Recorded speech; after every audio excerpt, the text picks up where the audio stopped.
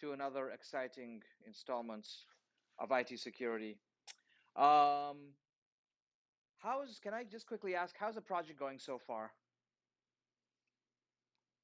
Yes? Give me some feedback. You have some bugs? Okay. Minor bugs? Big bugs? Don't know yet? Don't know yet? Okay. All right. All right. Where do you have the bugs with? Do you think it's the migration, the model, the controller?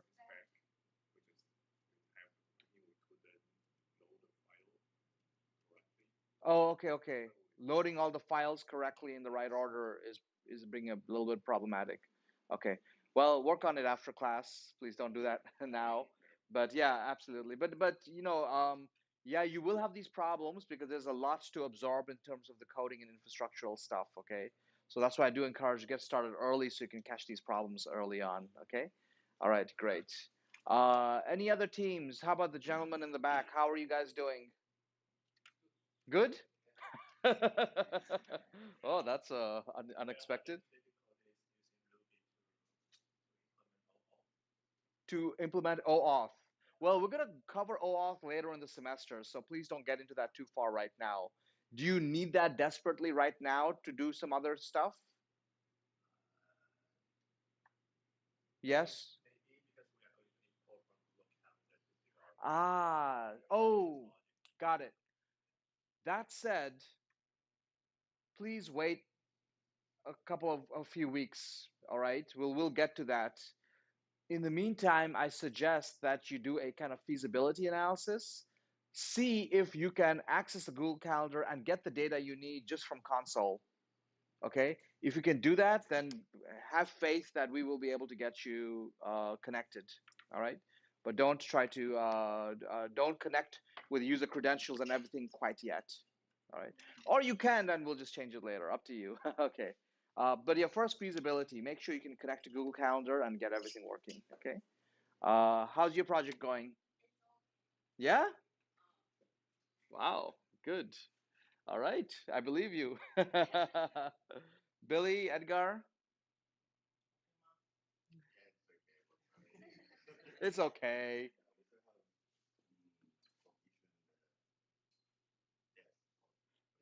Oh, for the tests. Interesting. What kind of issues are you having on the tests? Ah, you're unable to delete the data before each test? Okay. When you're struggling with these issues, like loading all the files, why doesn't the delete work? You could spend many hours trying to work on it, or you could just try to share a GitHub link with the rest of us, and we can take a look to see if we can help. Okay, maybe some other team will know is very good at loading all the data or getting the test working, and they'll be able to help you out. Okay, so please share your problems with us so we can all kind of collaborate and look on that. Okay. Another thing I wanted to mention is please, this is we're now we've done two phases of the project already, right? We did file store API, and now we're doing a database backed API. We've done two iterations of the project. It's important that everyone on your team has contributed something so far substantially in terms of code, not just made a commit and changed the README a little bit, but like has actually made a substantial code commitment already. Okay. Because ultimately, at the end of the semester, you're only going to get the grade of what you contributed to the project, not how well your project did. All right. So it's important that you sharing the work equally. And I don't just say that in case somebody's hiding from getting work done. I'm saying that because there may be teammates who are like, "Oh, I know how to do this," and does everything, and they're actually affecting the other teammates because they're unable to contribute anything. So please sit down with teammates who've not contributed much and like make sure that they're contributing things as well. Okay. All right. Great. Thank you. Um, and I think Edgar will have some more to say about this on Slack. He's been looking at all your projects and your code, so he's got some observations he would like to kind of add to all this. All right. All right. Okay. So moving on. So today we're going to be talking about vulnerabilities that we have introduced into our system by having a database. We fixed a lot of problems from before, from that simple file store thing we had going. But I promise you, we have added a lot more problems as well by having a database. And there's a lot of things, a lot of issues that we have exposed that I will say a lot of programmers do not realize that they have done, and a lot of vulnerabilities that are now exist in your application. And you are today going to get a taste, really, of what are you looking for, Billy? This? She's not your secretary. Come, get it yourself. All right. Yeah, yeah. All right. Uh, so, uh, uh, so yeah, you're going to today get a real taste of the real issues facing real projects out there. And I'll show you vulnerabilities that all your applications have right now, major serious ones. And I'll show you that they don't just exist on your application, they exist on a lot of real world applications out there. I'll demonstrate that today. And we'll talk about how to go about fixing many of those things. So today, I'm going to be sorry to say there'll be a lot of new concepts today, a lot of new concepts today. However, the amount of actual coding you have to do to fix these problems is small, but there's just a lot of issues that we have to cover today. So we're going to move a little bit fast and discuss a lot of security issues. All right. There's only one issue that requires quite a bit of effort, but the other many issues we'll discuss is sometimes just a few lines here, a few lines there to resolve it. Okay. Um, okay. Before I get started, does anybody have any questions for me? No? Yes? Oh, there's a question coming. What is it? No? Okay. You were thinking seriously, so you made an effort. Okay, all right, let's get started then. Um, when we look at what we have made last week, there are many issues that are obvious to us, okay, that should be obvious to us if we think about it, that there are some security problems with what we have made so far. Let me try to state some obvious ones. No, I won't. First, you tell me what are the obvious ones without reading. Can you think of some obvious ones that when you're developing, you're like, yeah, but psht, this is so, this is an issue, clearly. Just throw one at me, as crazy as you think it is, as simple as you think it is.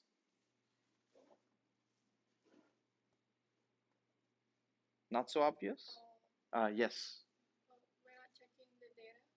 We're not checking the data. Tell me a little bit more. Checking it for what? Okay, so you're not actually validating the data in any way, and that could have two issues. One is people just entering the wrong thing, honest mistake, or maybe they're trying to enter something unlawful into your database. All right.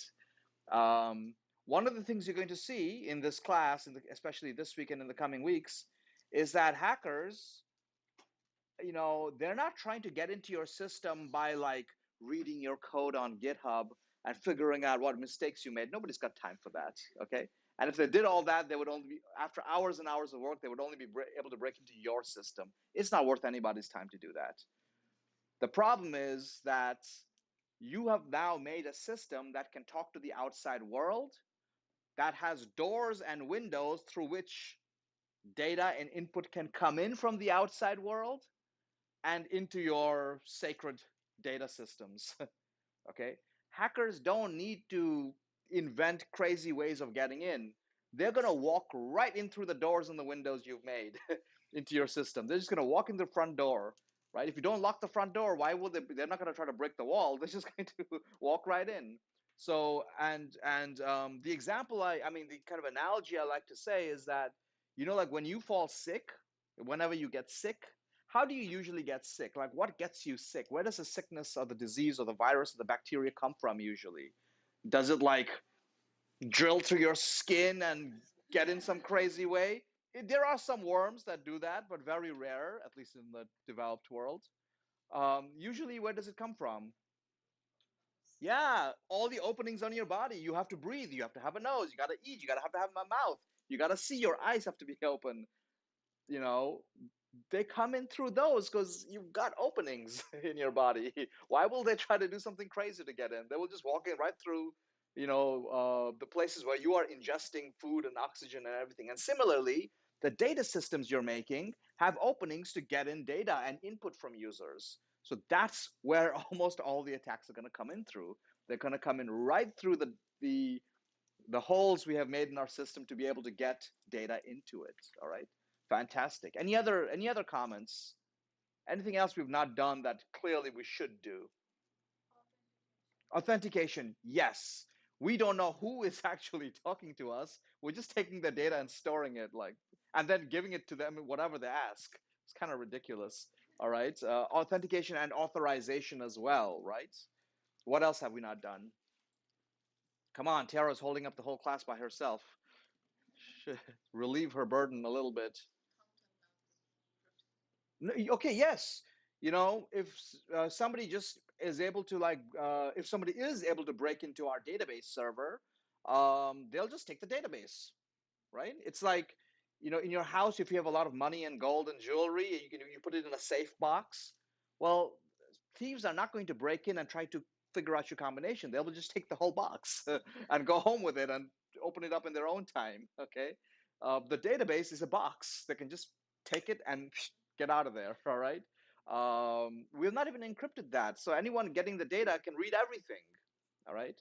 And I'm going to say this, and I've said it before. I'll say it again. Don't assume your database is safe. Assume your database is public. Databases get stolen all the time. All right. Maybe, I mean, right now we're going to be using a cloud provider that is hopefully fairly secure, but over time you'll be like deploying database in your own company's servers. You'll be deploying it on all kinds of machines, research servers, all over the place. You don't know when somebody's going to break in and take things. Okay. Um, Maybe everything is secure, but you accidentally, for 1 second, did a git push to GitHub and you uploaded your database credentials. Oops. you know, and in 1 second, people will get it because there are bots crawling GitHub waiting for this mistake to happen, and they will steal it immediately. Not like, oh, I left it open for 1 day. You left it open for 1 minute, it's gone.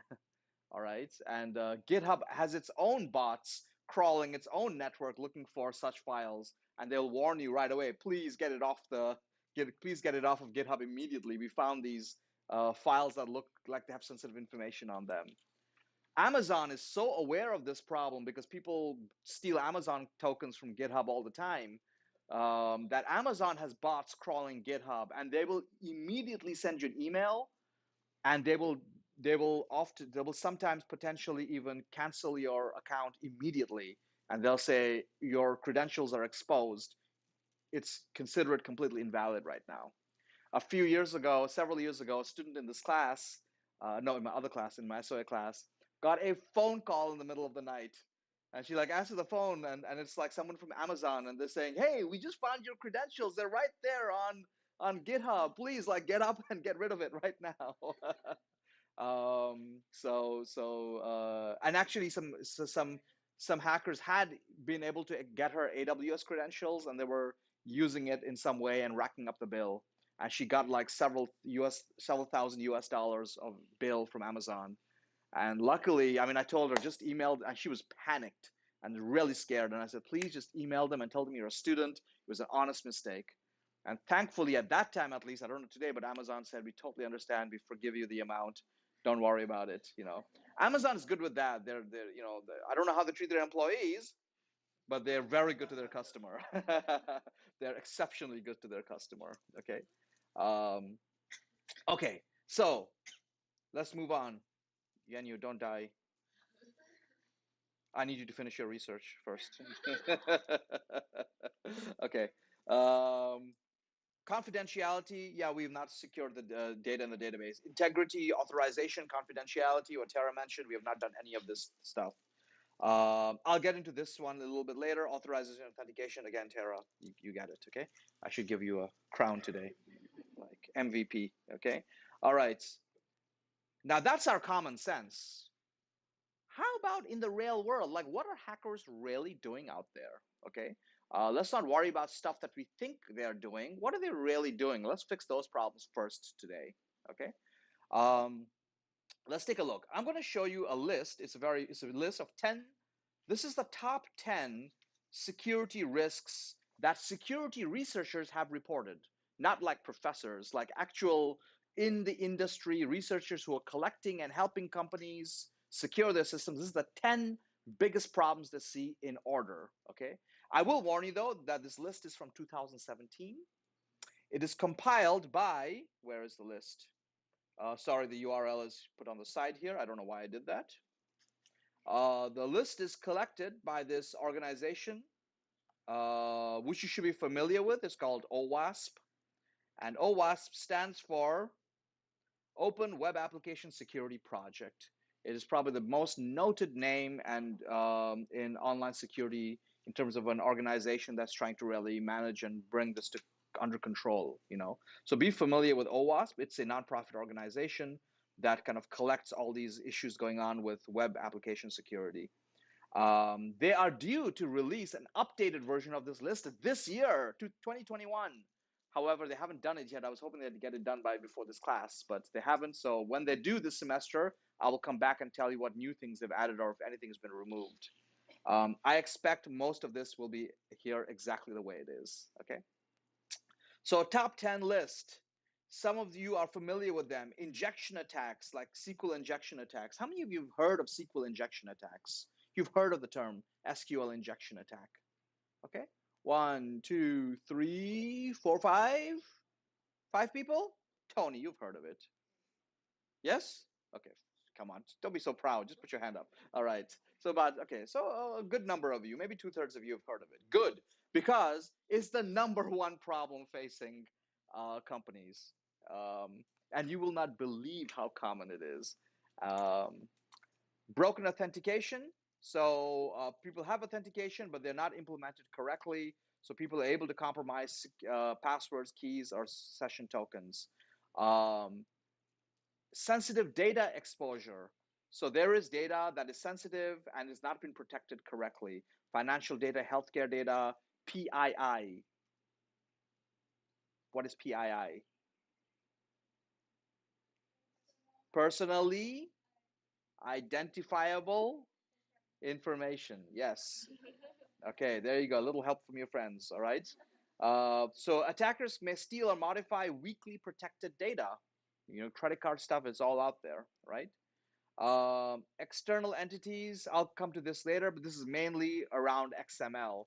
One of the reasons we don't use XML in this class, it's just so vulnerable to so many types of attacks. Okay, why? Because XML went from becoming a data format to allowing you to have code in it and all kinds of things in it, and it's just become a beast. All right. There's a ninja entering the room. Like she rolls in unobserved. Whatever. Okay. Broken access control. Um, this is an authentication problem. People are able to access things they're not allowed to access. Excuse me. This is more like an authorization problem. Okay. Security misconfiguration. You do have you've done everything, but you have misconfigured. Some of your configurations are incorrect, and they're allowing people to do things that they should not be allowed to do. We will get to that towards the end of the semester. Okay. What's going on, guys? What's that? SQL injection. Okay, okay. We'll talk about it. Relax. Okay. It's insecure deserialization. Remember, I told you YAML. Remember, like Rubocop will tell you, use YAML safe load, not YAML load, because YAML load can have actual objects in it, which will come to life. XML has that problem way worse. Okay, so insecure deserialization. People are just sending YAML things to applications, knowing that they will try to deserialize it, but in doing so, they will create an object they were not expecting will actually be there. All right. So safely deserialization means taking string data and converting it back into objects. Do it safely, which is why in Ruby we use YAML safe load, not YAML load. Okay, talked about that earlier. Using components with known vulnerabilities. Your gems and packages and other processes you're calling have vulnerabilities as well.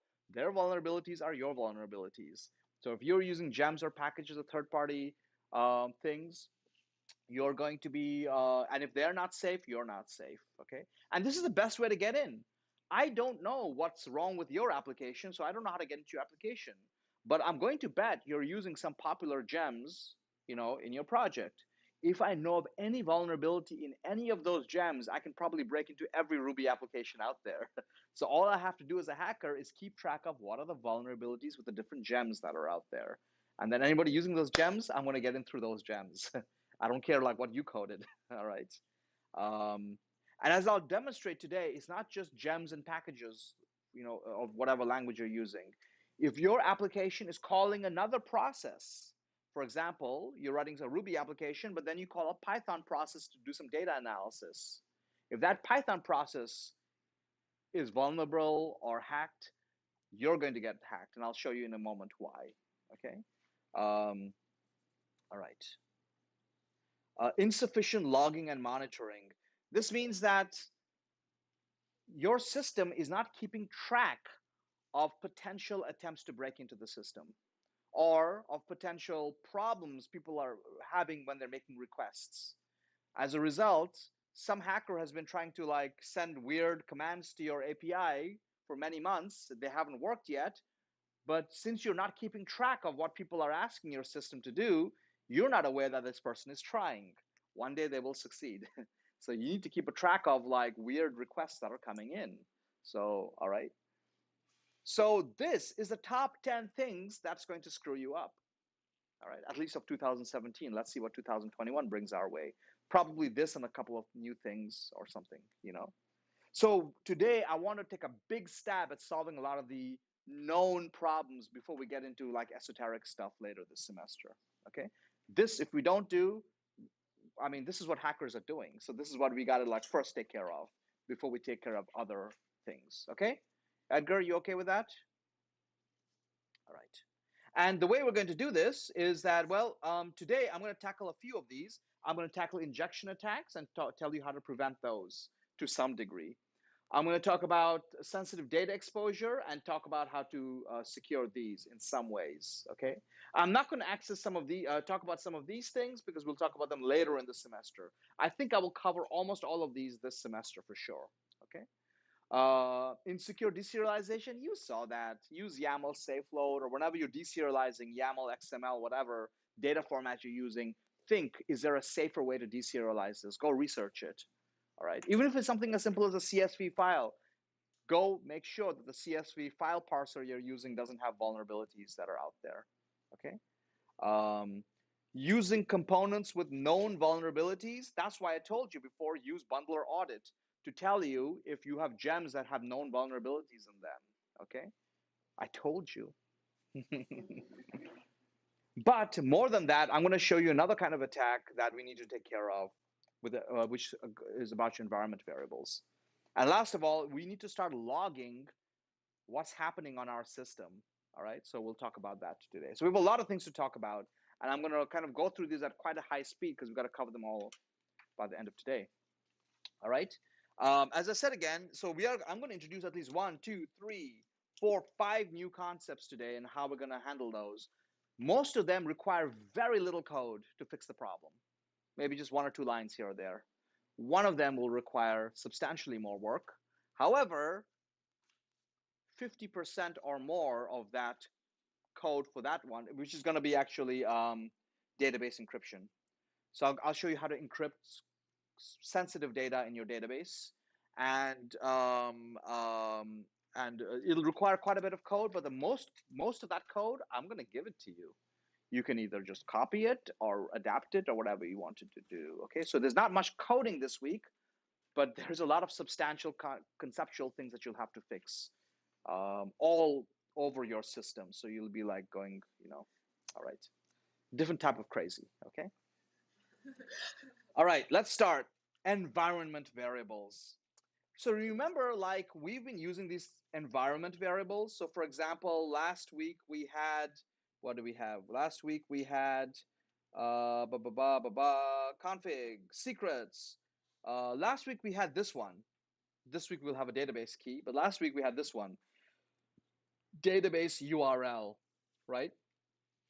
It's literally telling everyone where is your database.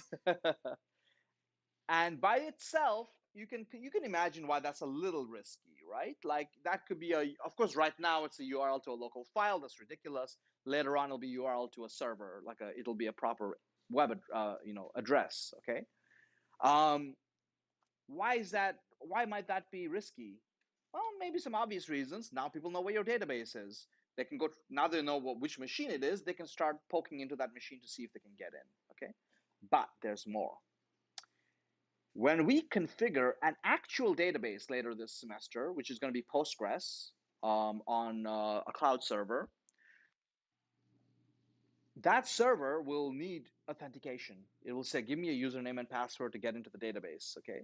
It'll be a username and password that the database provider will give us. Guess where that username and password, guess how we're going to send it to them? Well, I'll tell you. It's going to be in the URL. The URL will be like Postgres colon slash slash some web address. It'll be a machine on Amazon, blah blah blah blah .com slash username colon password. It'll be right there in our URL. So it'll be kind of in the path of the URL. It's a form of basic authentication. And so if somebody gets our URL, they don't just get where the machine is, they get the keys to enter the machine as well. This URL, we cannot let anybody see it. All right.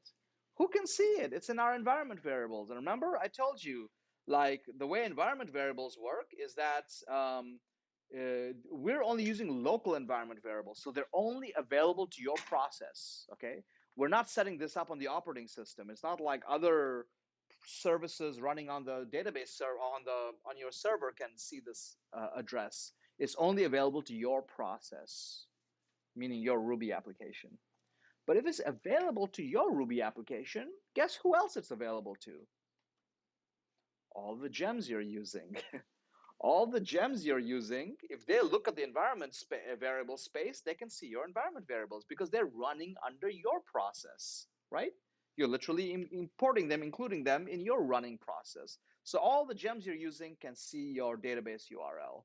If one of them has been maliciously written to, I don't know, send a copy of all the environment variables to a server somewhere else, you know, then all your credentials are lost. And remember, when people create gems and they upload them to Ruby gems, nobody reviews it. This is not a review. It's not a peer review process. Anybody, you can do it. You can upload a gem. Anyone can upload a gem. Nobody's reviewed it to make sure it's safe and secure, that a hacker didn't get in and change the source code. So you are taking a risk that all those gems are correctly written and written with good intentions. All right. Which maybe most of them are, because if they're famous, people know and they're trusted. But once in a while, you will come across a special need that only you have, and there's only one gem out there that solves it. You're not going to ask yourself 10 times, is this a safe gem? You're just going to use it. Especially if it saves you like 1 week of work or 1 month of work, you will just use it. Right. Um, so you cannot trust those gems. So you cannot leave environment variables like this for them to read. Okay, that's one problem. Second problem, and let me demonstrate this problem for you.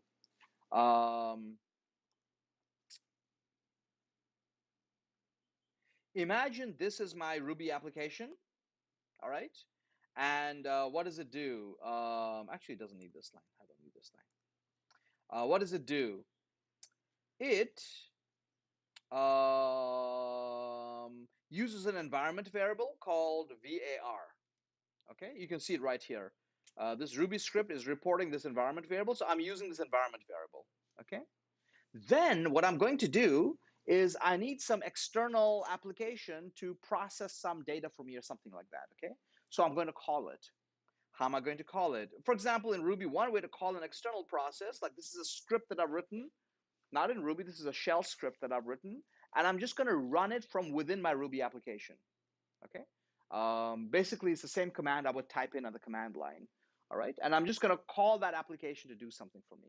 For example, maybe you have a Ruby application and you're going to, like I said, you have a bunch of data, you need to analyze it, you're going to call a Python script or an R script to do this for you. All right. So you're going to call the Python interpreter or the R interpreter or something like that to do some data analysis for you. All right. And it's going to analyze the data. This process is also is a different process than your application process, but it's considered a child process of yours, which means child processes can see all the environment variables that your process can see. So if you're calling another application to do some work, they can see all the same environment variables you can. All right. And I'll show you a quick demonstration of this. Here's that Ruby script that I showed you, and it's calling a shell script. Okay. Here's my shell script. This is just in this is the Unix shell commands. Okay. Here's my shell script. And all the shell script does is it tries to demonstrate whether or not it can read this var variable. That's how in a shell script you access an environment variable, just $var. I mean, dollar and the name of the variable. Okay. And what I'll show you here is that, let's go into snippets.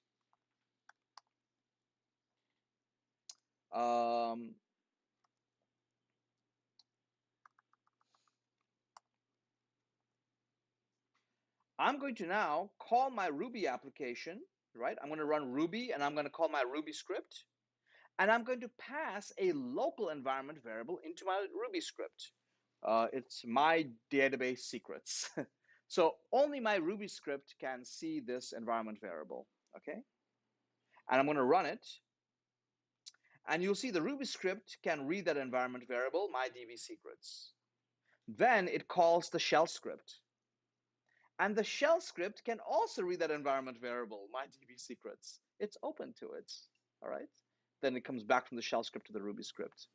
So when you are writing code, all your gems, any applications or processes you're calling, they can all read your environment variables.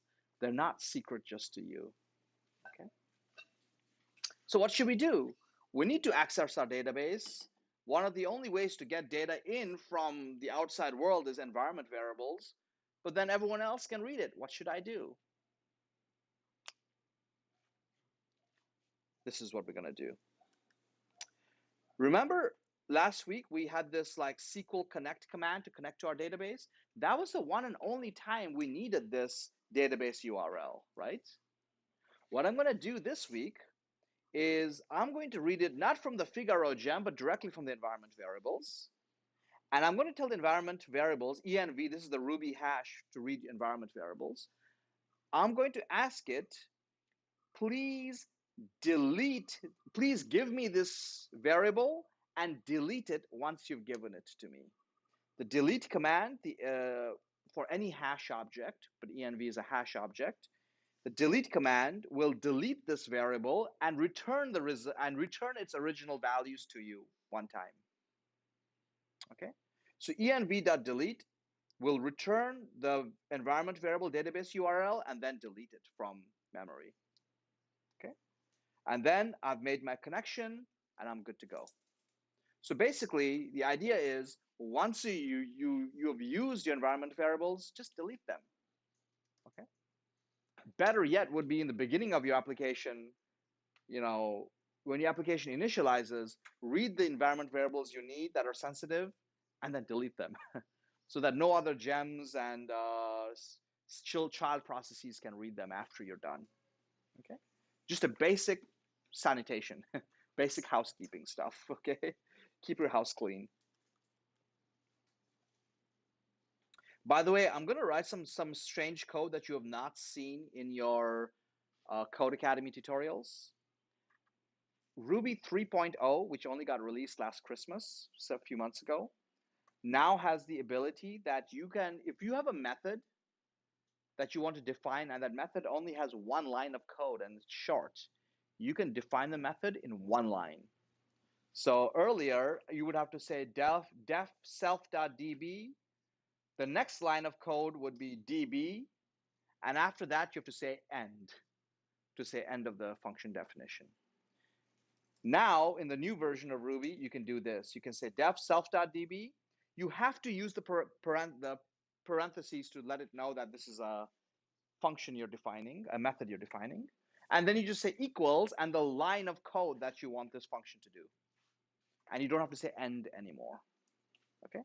So this is what Ruby is calling endless methods.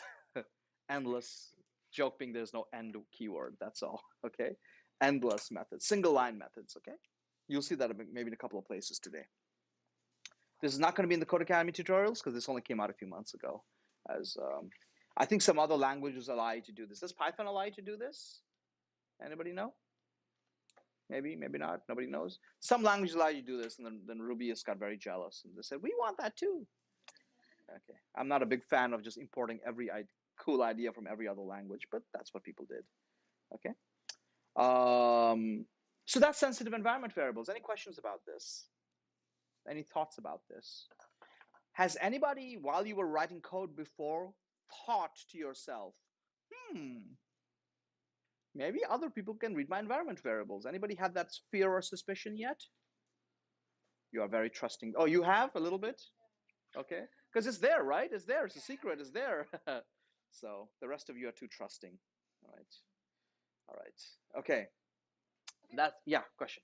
So we still need to specify the environment variable in the Yes. file. Yes. But then Yes. it's just deleted In memory. in Yes, memory, yes. right? Now notice when we deploy this in production on a cloud server later, we're not going to have a secrets.yaml file there, obviously. We're going to instruct the cloud provider that I've got some sensitive environment variables. Please keep them safely yourself. And when you launch my application, provide it to my application right away. So when we configure that server, we will tell it our environment variables. It will not be in a file, for God's sakes, okay?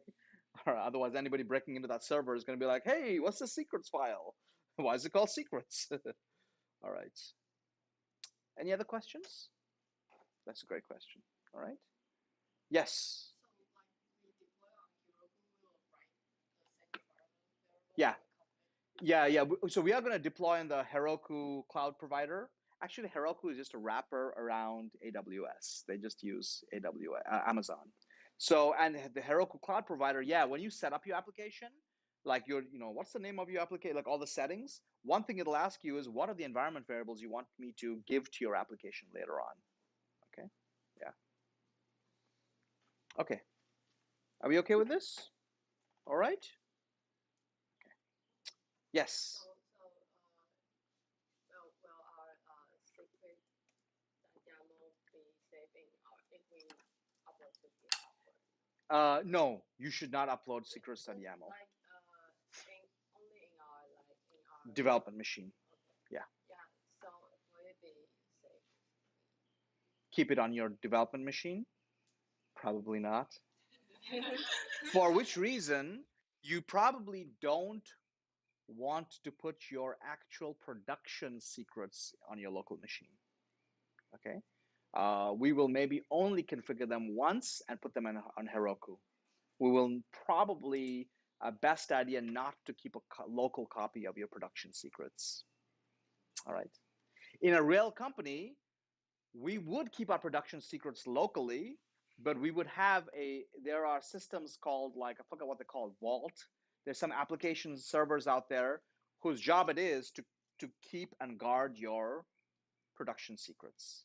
And actually, that's the application I'm writing this semester. My Credence application is trying to be something like that, a centralized place where at least my research lab can keep our secrets. Because I mean, right now we're like, for example, I know like Riley is like working on a application that she's inheriting from previous students, and we had to literally contact that student and be like, "What are the production secrets?" No, actually, the production secrets are on Heroku. We got it there, but we had to ask like, what are the development and testing credentials? Like and or any other things like that, right? So anyway, okay, so that's that. All right, are we happy? Are you okay? One down. Yes, Tara. I remember learning a while ago, like when we were connecting to the database, my teacher would always say, open the connection and then close the connection Oh, because it's safer. Is that a thing still? that's a good point. I haven't thought about it, but send me any resources you find about this point, okay? Please do a little Google search. I'm not a big fan of that because opening and closing connections takes time, Right. so it affects your performance, you know. Um, I'd have to think about that a little bit more. But maybe you can help us out by just doing a quick Google on it and see what people suggest, okay? All right. All right. Okay, cool. Next vulnerability. Are you ready? All right. The next vulnerability is called mass assignment vulnerabilities. All right.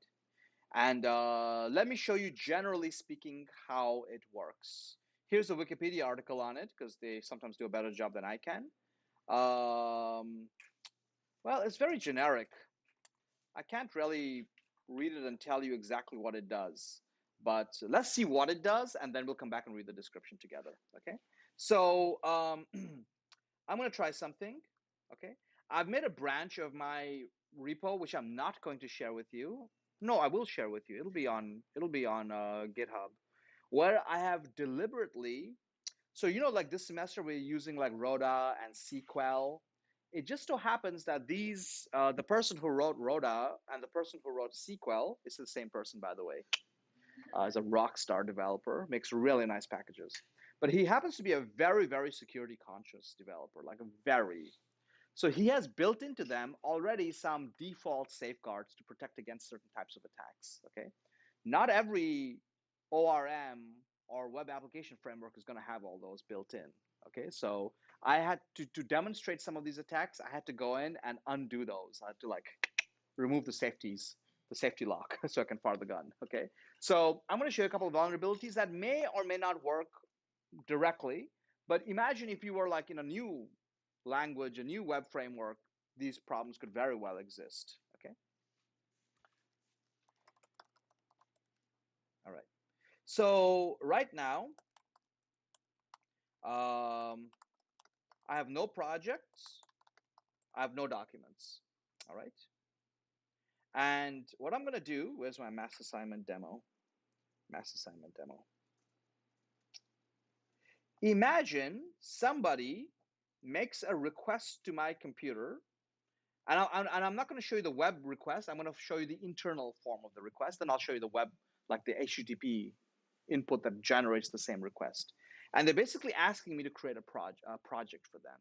Okay, a request comes in, and the parameters they give me is, oops, the name of the project, which is one of the parameters I need to save the project, and the URL of the project, which is one of the things I need for the project. And actually, that's all I need for the project. But they give me one more thing that I was not asking for. They tell me what time the project was created at. Remember, we have this created at field? They just tell me what it is. What's my system going to do? Is there anything in my code thus far that prevents them from setting the created at time?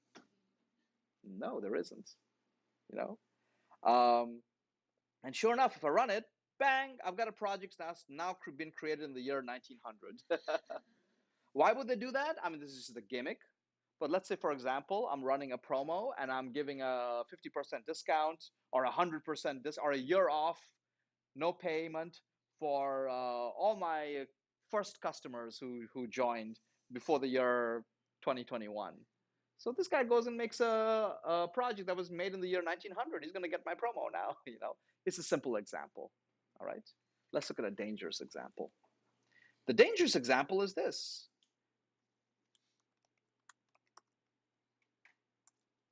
The dangerous example is this. This person says, I want to make a project. The name is malicious project. That should be the first sign there's a problem. Okay. But look at what else they give me. They give me the ID number of this project. That's my database ID. I should be the one making it. Or the database should be the one making it, but they just supply it to me. And right now, well, actually SQL prevents you from doing this by default because it says that's the primary key. Are you sure you want to do that? But I disabled that warning. All right. And if we are using an ORM package that's made, not by somebody very security conscious, it'll allow them to do this. Bang, they make a project with this ID number. What would happen if there was another project with this ID number? I don't know. Maybe it would get deleted. Maybe it won't get deleted, depending on your ORM and database. Okay. But more dangerously, they're now able. I mean, more dangerously, they're now able to define the IDs that they want to use, and that opens me up to a whole new set of potential attacks. Okay. It's possible that there's some other project that is linking to a project called Project 55, which I deleted from my database. Okay. But for some reason, I still have that link. And the hacker can now go in and make a new Project 55. All right. So it's not safe for them to be able to, for people to be able to write to whatever they want. Okay. Now, I'm showing you do that in code. How would they actually make that request? Oops, what the hell?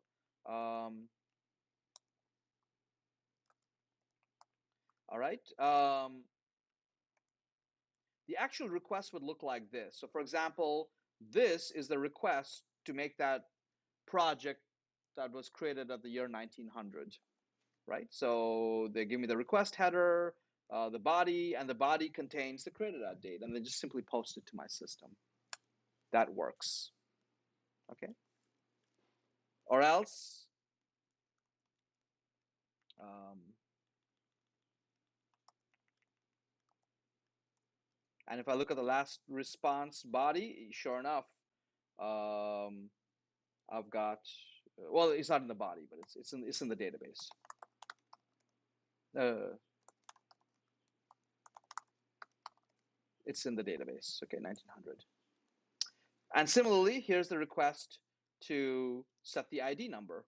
They just put it into the JSON before they post it to my system, right?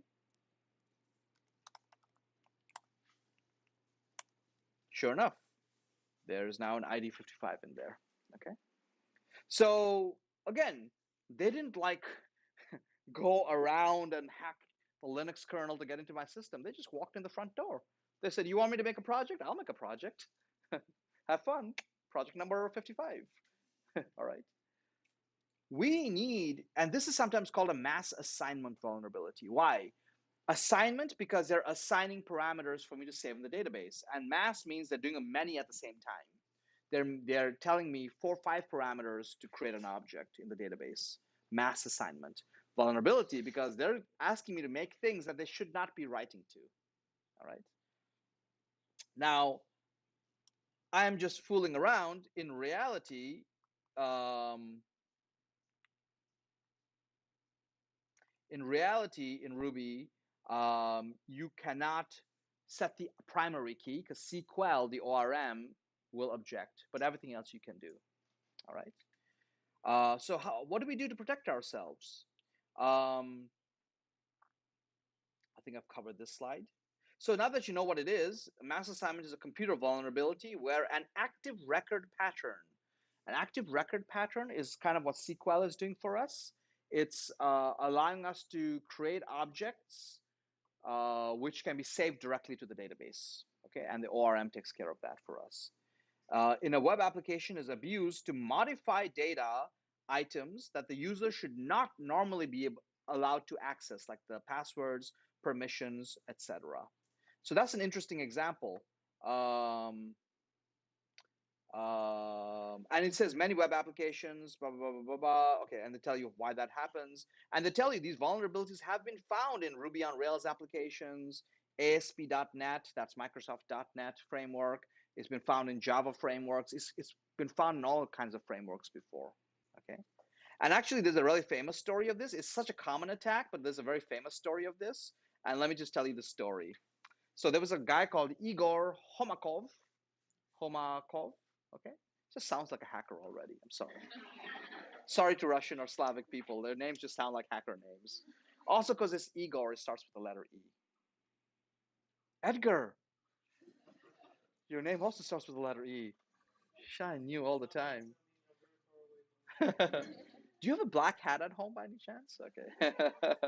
Okay. So Igor Homakov's hack caused widespread alarm among developers. What did he do? According to GitHub, he exploited a vulnerability on the GitHub website on their public key update form. Remember the form you had to fill in when you created your GitHub account, where you enter your public key, right? You have to give them your SSH public key. On that form, he hacked that form, and he hacked that form to give him administrator privileges on GitHub, letting him commit a file, and he used those privileges to commit a file onto the Ruby on Rails project. Holy shit. He gave himself full administrative privileges on GitHub, which allowed him to access any repo. And he went to the Ruby on Rails repo and he made a commit onto that repo. He's not even an authorized committer. All in all, logs show, at least they have logs. Logs show Homokov compromised 3 accounts. The root cause of the vulnerability was a failure to properly check incoming parameters, a problem known as mass assignment vulnerability. GitHub's co-founder wrote in a blog post that in parallel to the attack investigation, we initiated a full audit of the GitHub code base to ensure no other such vulnerabilities there anymore. So Homokov says the only reason he did this hack is because he was bored, and because, quote, the guys in the Rails issues ignored me.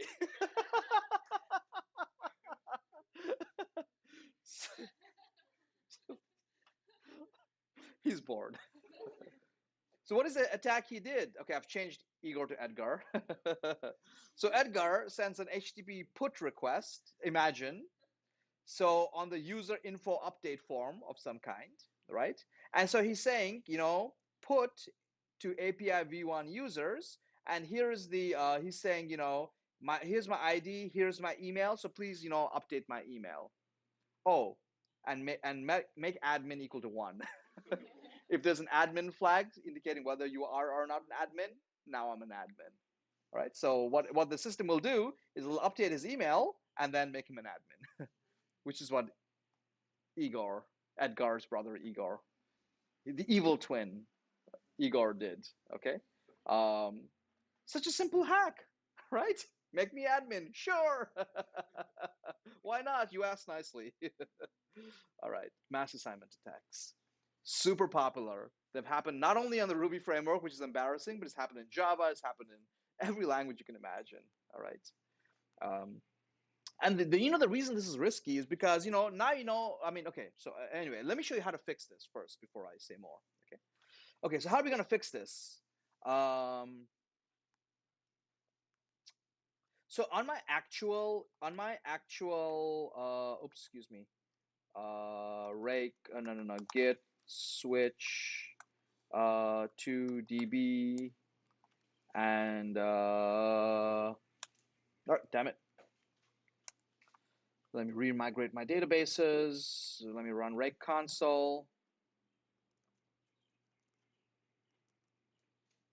All right, so on this week's database, let's see what would happen if I tried these attacks. Okay, I'm going to do it straight in code first. Okay, so bang, change the created at time, and it's going to say boom, SQL mass assignment restriction. Created at is a restricted column. You cannot be changing this. All right. How do we get SQL to properly reject efforts to change this? So all you got to do is, and there's 2 techniques that are often used. And by the way, in my repo will return the error code 400. Okay, when it detects this. So what I'm doing is I'm setting up SQL to crash my application if this attack is detected, and crash by raising an error. And then I have a rescue block that will catch this error, and it'll catch this error, and it will report error code 400 to the user. Okay, 400 is an error code that says there's something wrong with your command, and it has another implication: do not send me this request again. I will not entertain it. Okay, so it's a pretty strong warning to the user. It's not 404, I can't find it. It's 400 means you screwed up. Don't do this again. Okay.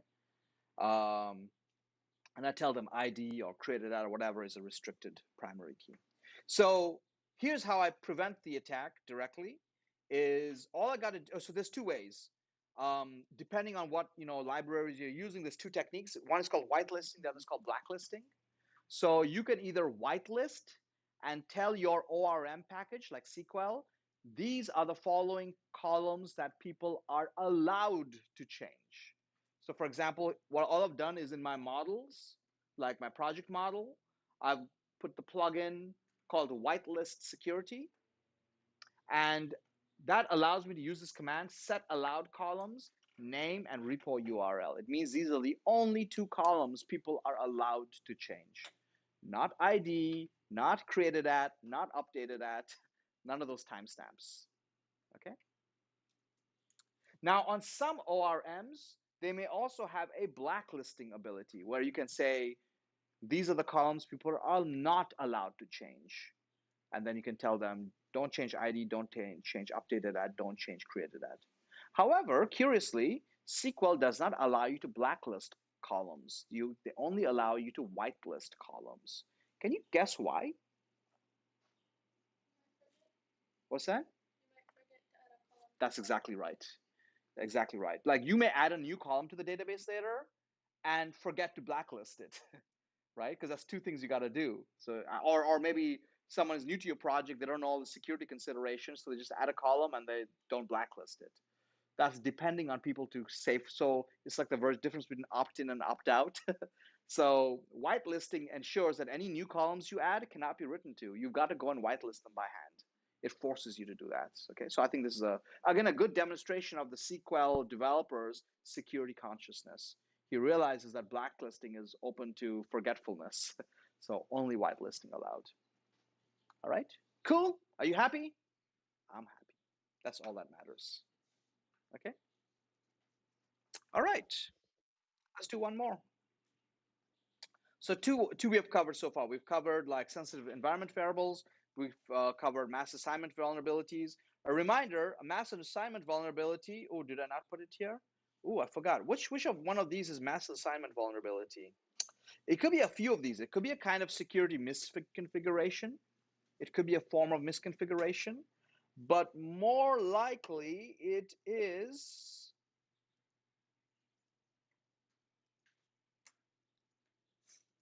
maybe sensitive data exposure. Maybe something like this. I'm not sure exactly which one mass assignment vulnerability belongs to. Okay. Um,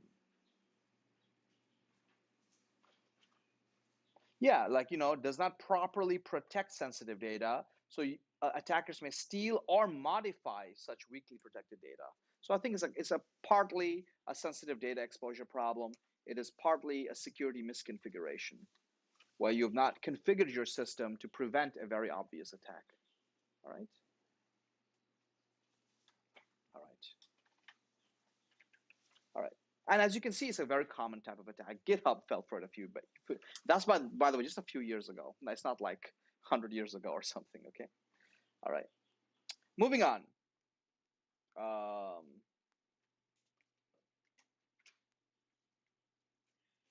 okay. SQL injection attacks. Time to talk about the biggie, the big one in the room. Okay. So SQL injection attacks. Let me just demonstrate for you how it works. Okay. Um,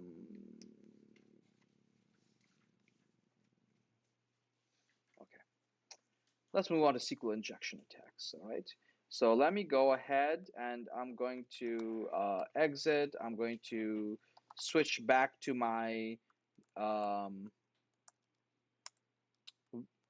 vulnerabilities branch.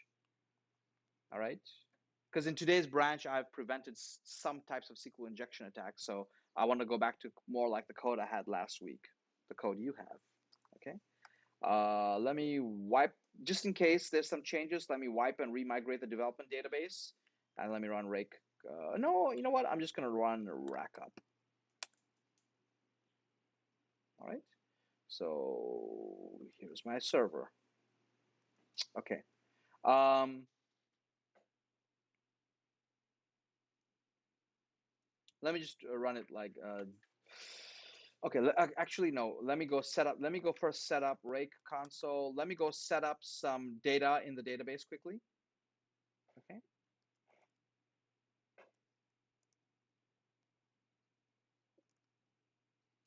Huh?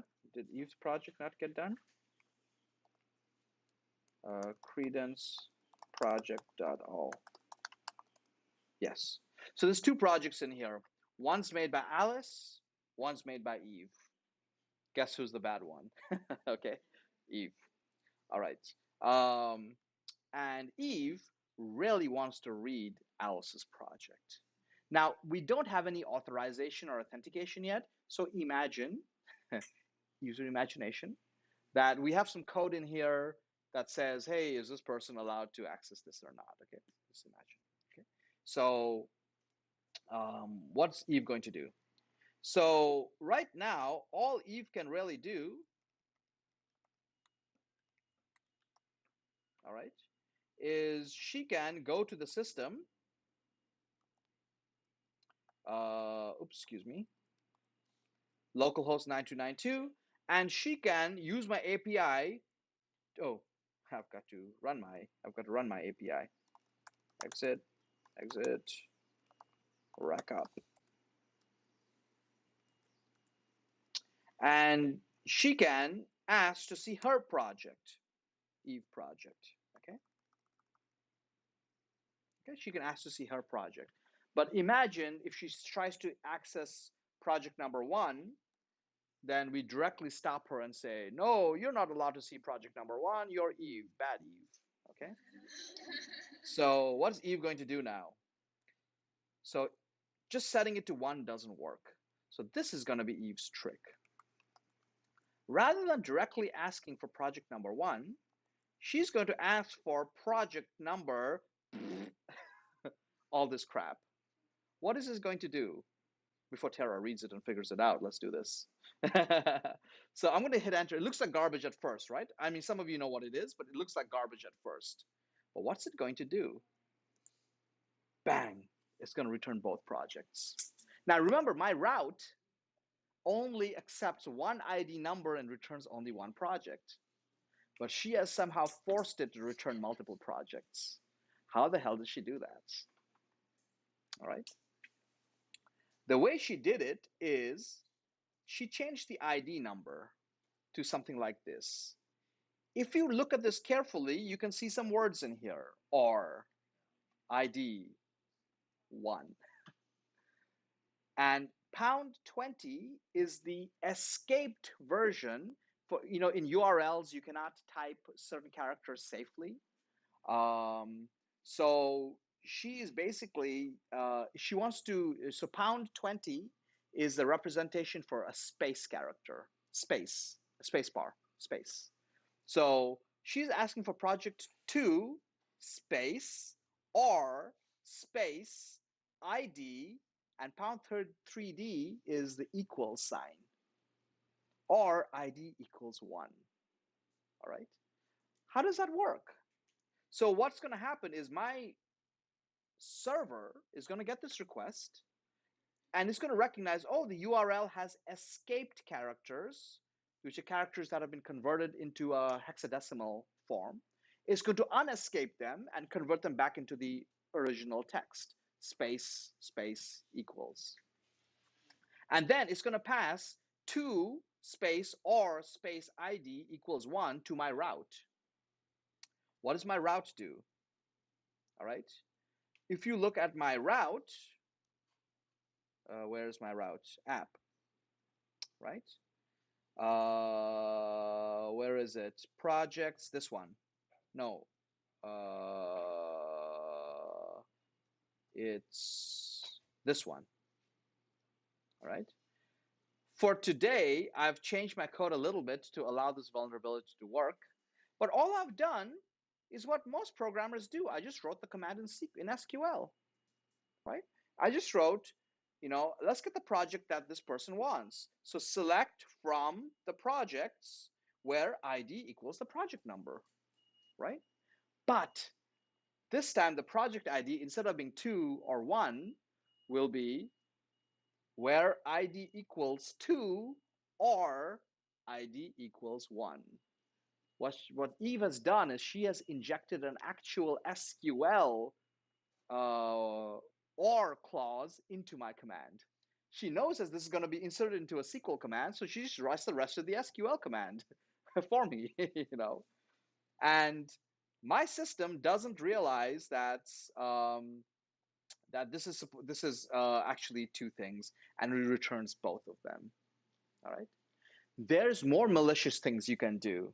For example, instead of entering, here's the most classic example, which is instead of giving an ID number. So you remember my SQL is asking for blah blah blah blah blah ID equals, right, and it's going to insert what I type in here. And what people can do is rather than giving a number like 2, here's a very malicious one. I ask you, this sounds fun, but don't do this on somebody's actual machine. You can just enter the ID.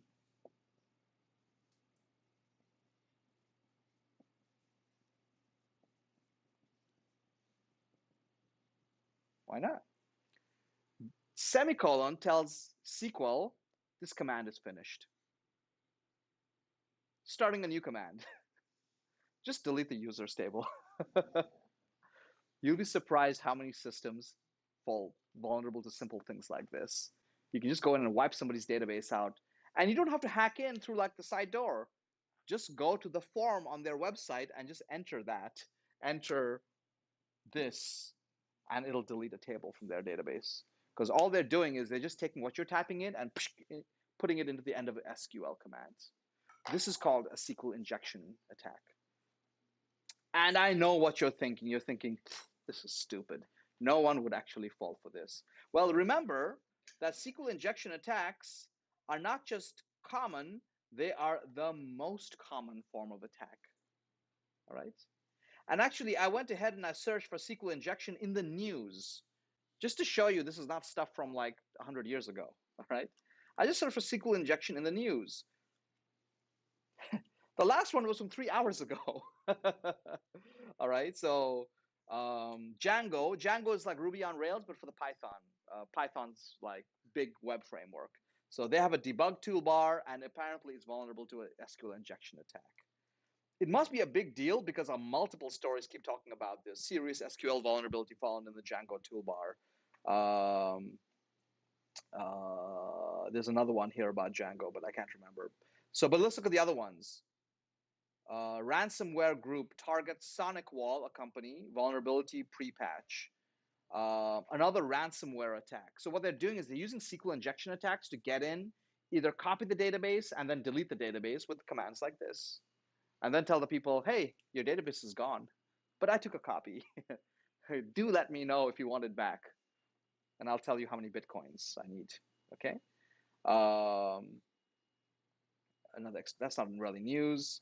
NAS devices vulnerable again to other types of injection attacks that cause ransomware. This is an article I have to read because it's so true. SQL injection, the bug that seemingly cannot be squashed. It is still a massive problem to this day, and nobody's able to kind of completely eradicate it. All right. Um, Cyber attacks that are using it. Um, CMS, what is a CMS? Content management system. Feel like your English teacher. Say it again. Content, content management system. For example, WordPress, Drupal, any system that helps you like manage content so that you don't have to be a programmer to make a content filled website. So WordPress is the most common example. Also, did you know like WordPress is probably like 80% of the web?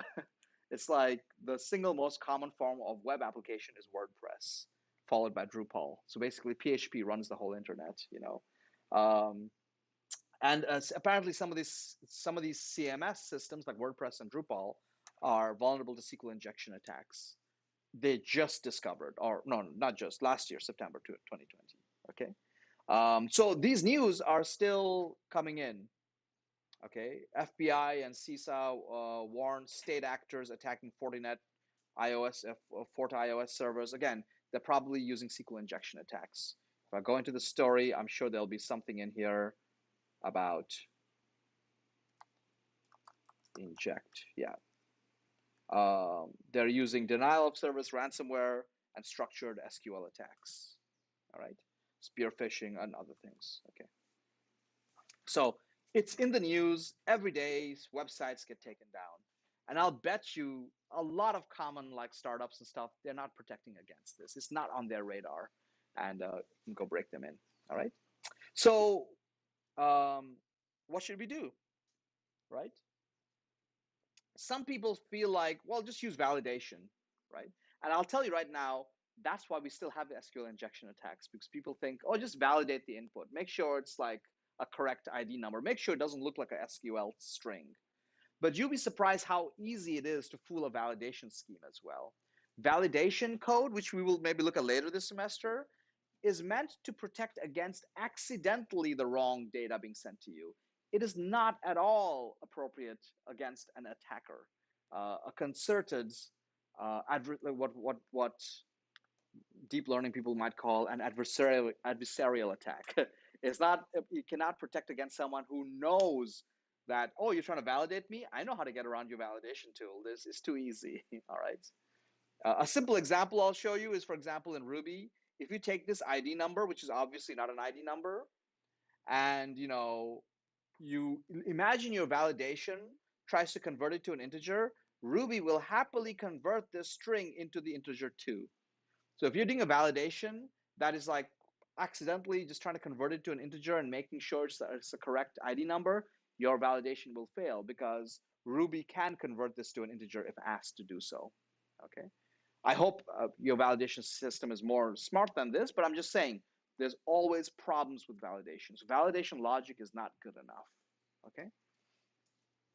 There's one trick which is surprisingly, I think, good enough for like 90% of the time, 99% of the time, unless you have a very sophisticated actor. And it's called literalization. In literalization, it looks something like this. Rather than typing that SQL command that you saw before, right? You just ask your ORM, I'm looking for a project where, and instead of entering a string like ID equals and then the parameters, you tell it, I am looking for the ID and I'm looking for the ID number 2. Okay. And what the ORM will do is it will if your ORM is sophisticated enough, like SQL, it'll convert it properly to an SQL command. What if we did this with the ID 2 or ID equals 1, which was the injection attack we saw earlier? In this case, what SQL will do is it will intelligently put like, it will take your ID and it will put that parameter with backticks around it to say, this is the only allowed parameter. This is an actual parameter, okay? And the ID number you were doing, it will put it like in quotations of some kind. I know I do that all the time. So it'll put it in quotation marks of some kind, okay? So that way, it will literally check for the ID 1 or ID equals 1, and it will not find it, okay? It's a simple type of prevention. Rather than trying to write SQL commands yourself, you just pass the parameters into to SQL, and it will use quotations or other techniques to make sure that the database server understands that this whole thing is supposed to be an ID. There should not be any commands within this. Okay? All right. That solves, believe it or not, a lot of problems. So if all you're doing is using your ORM correctly, you're safe. All right?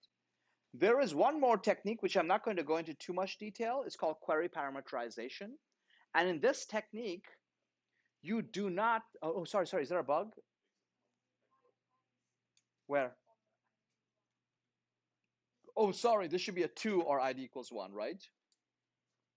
Got it? Okay, Edgar is on it. Thank you. Where ID equals 2 or ID equals 1. Sorry about that. All right.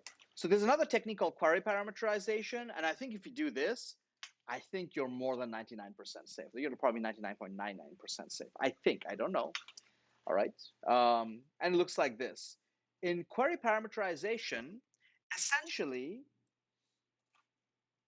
you are instructing your ORM, do not send the SQL query and the actual values that go in the SQL query at the same time to the database. Send them separately to the database. Okay.